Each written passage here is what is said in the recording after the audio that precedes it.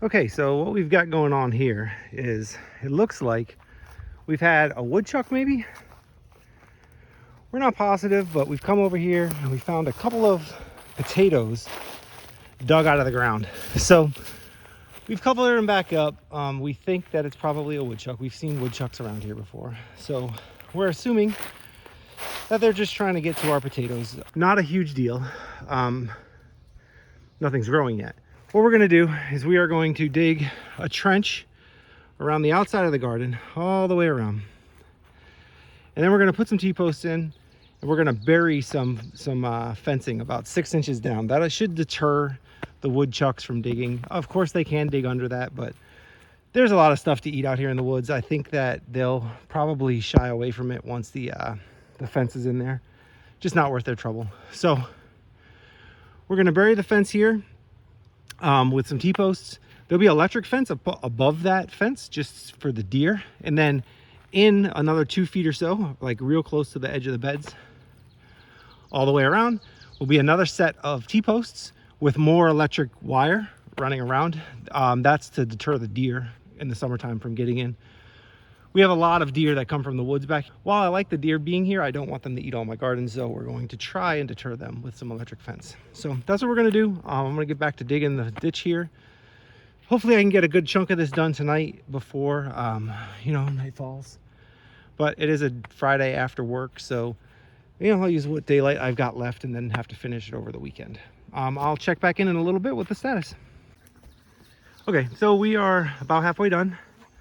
As you can see, we got, I got a trench dug down the right side of the bed and around the back side of the bed, using the pickaxe right there next to Zed, digging about 4 inches down, 4 to 6 inches in a straight line, about 3 feet out from the actual bed. That way we can bury the fence, several inches down. So if one of these animals does dig, they can hopefully hit the fence instead of hitting, an easy area to dig under and get deterred. We're gonna keep on here. It's kind of hot, needed to take a break to get a drink, but on the first day, we've kind of run out of daylight here. So we're gonna get ready to call it an evening. But we got the vast majority of it done, at least the first fence. So what we did is we got the posts put in on the side towards me here, and the left side and the right side, or left side and right side. And on the back side, we're about 10 feet short. So the space in between these two doesn't actually have a fence right on it right now. The rest of it does.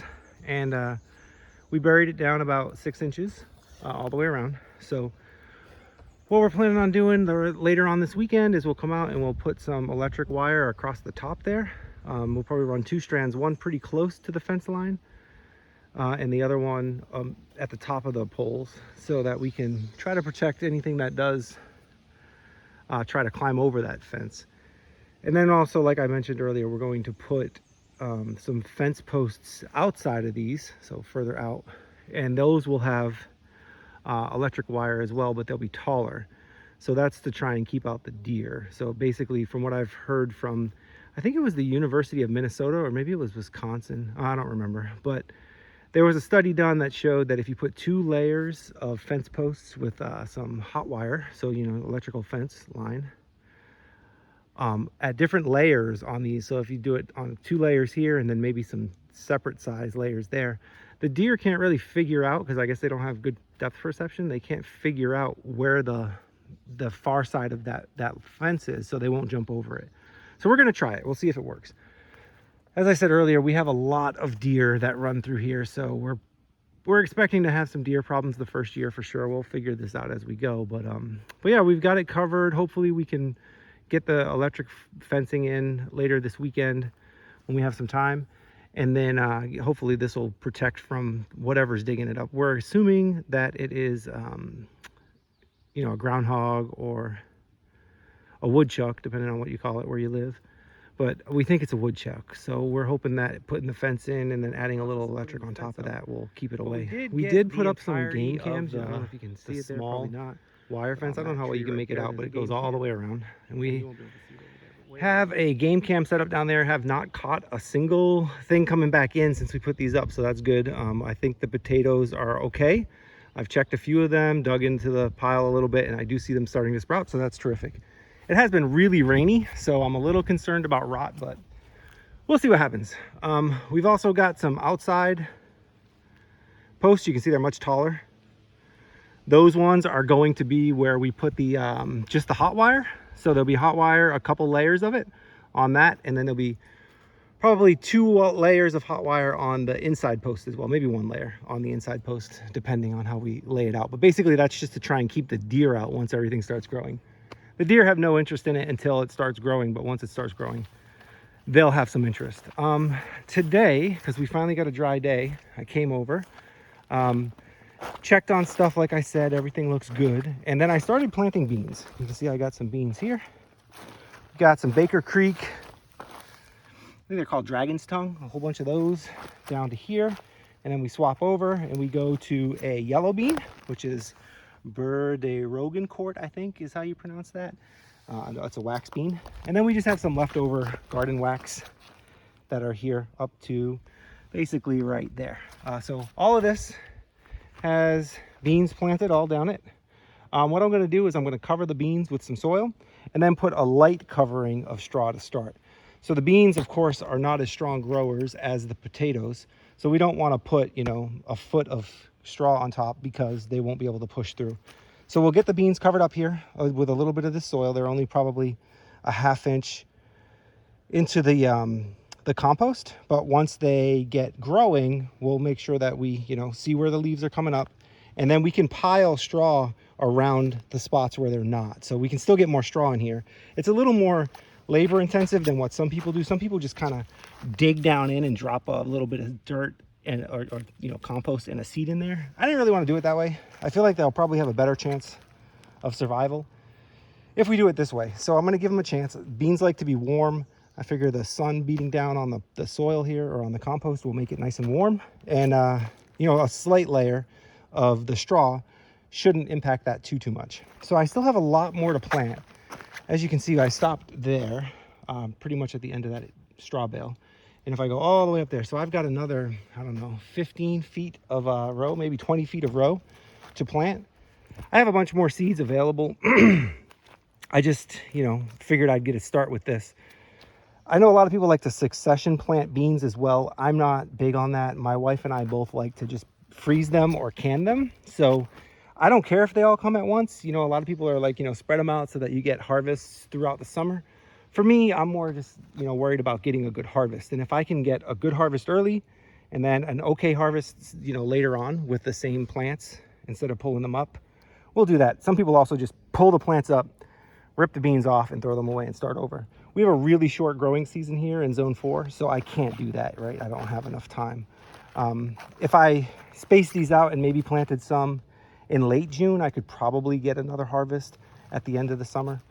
But I think I'm just going to go ahead and get a full harvest started or a full planting started now. And then, you know, we'll deal with a plethora of beans, hopefully, when that time comes. Let's see if I can find a potato to show you the status of one here. As you can see, it's really, really wet. It's been raining a lot lately. And that is one of the reasons I'm a little concerned about these potatoes. Oh, here we go. So here's one coming up. You can see it's definitely growing off of the original potato, right? Looking pretty good. It's a little wet still, but I think that's just because it's been raining so much the last couple days. I wonder if I just leave that one open. I'll give that as a test. Kind of leave it with a little bit of sunlight and see if that helps it out, dry it out a little. And if that's the case, I could always just come through and do that to the rest of these, right? Give them a little bit of a clearing and see if maybe giving them a little bit of space doesn't help them get through the straw easier. Another thing that we can also do is we can come back in, just like you hill potatoes, right? I could come in and I could fill this in a little more as the potatoes grow up, and that way we wouldn't have a problem there. Maybe you can get a better view of the fencing here. You can see it is dug into the ground. We got it a couple inches down just because we were seeing what we think was a woodchuck coming in here and pulling up the potatoes. And I really didn't want the woodchuck to keep coming. So I'm really just trying to make his life difficult. I'm sure he could dig under this, or she could dig under this if it wanted to. But, you know, we put it down an inch or two, a couple inches here and there. Some places 3, some places 4, depending on the hill, because, you know, we are on a little bit of a slight upgrade here. But yeah, hopefully it slows it down. What's going to happen with the fencing, as I mentioned earlier, is this top of this fence here, we'll put a plastic insulator on top of each of these, and we'll run hot wire across the top. So that should give the first layer here for the deer to see. And then what we do is we put one here, and one here on the outside one. And the deer can't really gauge depth, so they don't know how far these things are between each other, and they get confused. And that supposedly, from what I saw from the University of Wisconsin and the University of Minnesota, slows them down. They don't like to jump over it. So I'm going to give it a try. Hopefully, you know, if they zap their nose one time, they'll not want to come back, which would be great. We also have a trail cam set up here that we've been getting, you know, footage of deer and stuff coming around. I don't mind the deer coming around. I'm happy to let them graze on all this stuff that's out here. I hope they leave me a little bit of the blackberries that we have in the yard, but yeah, I like the deer. I think they're fine. I just don't want them to eat all my garden. So we got to find a way to live in harmony, right? We live out here in the woods, and there's going to be deer. There's not much I can do about that. But I also want to try and protect my crop. So that's where we're starting. I think I have one more thing of beans to go, and these are my all-time favorite, the purple teepees. I absolutely love these beans. We've grown these many years in a row, and always have great success with them. They are purple when they grow. They're really nice looking pods, and when you cook them, they turn green, which is kind of a bummer, but they taste delicious. They freeze well, they can well, and they produce like crazy. And the real nice thing about them is the beans are at the top of the plant, so when you're harvesting them, you don't have to dig around into the plant as much. But even if you do have to dig around into the plant, they're nice and purple, so they stick out. Regular green beans, you'll notice I don't have a single green bean in here. I find green beans extremely hard to pick because you got to search through the leaves, which are all green, to find the beans, which you inevitably will miss some. They blend right in. It's amazing how something so obvious can blend in so well.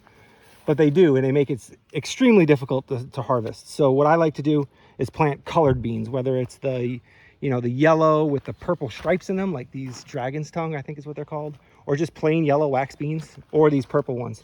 They all taste fairly similar. The yellow ones stay yellow when you cook them, which is nice. The purple ones do turn green, but that's okay. We don't mind green beans either. And they're great fresh, they're great cooked, they're great canned, they're great frozen.